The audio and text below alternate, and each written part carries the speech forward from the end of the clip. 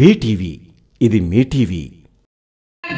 మీకు ఎప్పటి నుంచో చెప్పాలనుకుంటూ ఉన్నాను. ఇదైతే అందరి జనాల్లో గుండె లోతులోకి వెళ్ళిపోతుంది సార్. మనం ఇప్పుడు చెప్తూ ఉంటే పవన్ కళ్యాణ్ సార్ పార్టీ పెట్టారంటే మాకు తెలియదు, అవన్నీ కాదు, మాకు తెలుగుదేశం పార్టీ ఉంది, కాంగ్రెస్ ఉంది, అది ఇది ఉంది అని చెప్తూ ఉన్నారు సార్.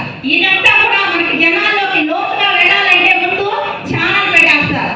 ఆ తర్వాత నెక్స్ట్ సార్ మీరు పదే నాకు అధికారం వద్దు అంటున్నారు సార్. అధికారం వద్దు అంటే సార్ మనం సర్వీస్ చేయాల్సింది అది చేయాలి సార్. మనకు ఒక పదవి ఉండాలి సార్, ఏదో ఒకటి ఒక ముఖ్యమంత్రి హోదాలో ఉంటే సార్ అన్నీ చేయాలి.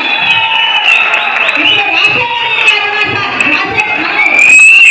లోపల ప్రాడలేదు సార్, నేను ఎవరిని ఏం అనటం లేదు నేను.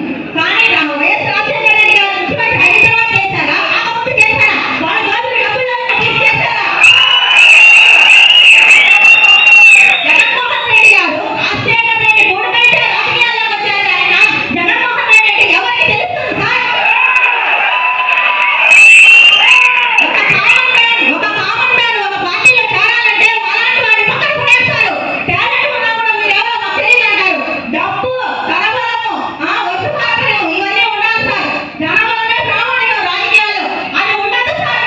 మీకు నేను అదే వినిపించుకుంటున్నాను. తర్వాత మీరు ముఖ్యమంత్రి కావాలి సార్. మాకు చిరంజీవి ముఖ్యమంత్రి కావాలని చాలా ఆలోచించుకుంటాను సార్ నేను.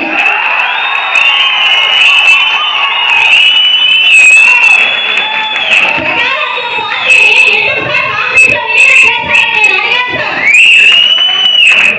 పత్రికా సమావేశంలో నాకు చాలా బాధేసింది సార్. చిరంజీవి ప్రజారాజ్యాన్ని అక్కడ తీసుకుపోయి కాంగ్రెస్లో విలీనం చేస్తే ఏమి చేస్తారు ఆయనకి? పర్యాటక శాఖ మంత్రి అది ఎవరికి తెలుసు సార్? నేను అనుకున్నాను సార్, అనుకోండి నేను ముఖ్యమంత్రి చేస్తాను చిరంజీవి గారిని అనుకున్నాను సార్. అక్కడ ఎవరు పెద్ద పెద్ద నాయకులు ఏం కాదు సార్. చిరంజీవి గారికి అందరికీ తెలుసు, ఆయనకి నేను కాంగ్రెస్ పైకి వస్తుంది అనుకున్నాను సార్. కానీ ఆయన అడ్డాసంగా మధ్యలోనే రాజకీయ మీకు గనక ఈ వీడియో నచ్చినట్లయితే మన ఫ్రెండ్స్ అందరికీ షేర్ చేయండి. మీ బీటీవీని సబ్స్క్రైబ్ చేయండి ప్లీజ్.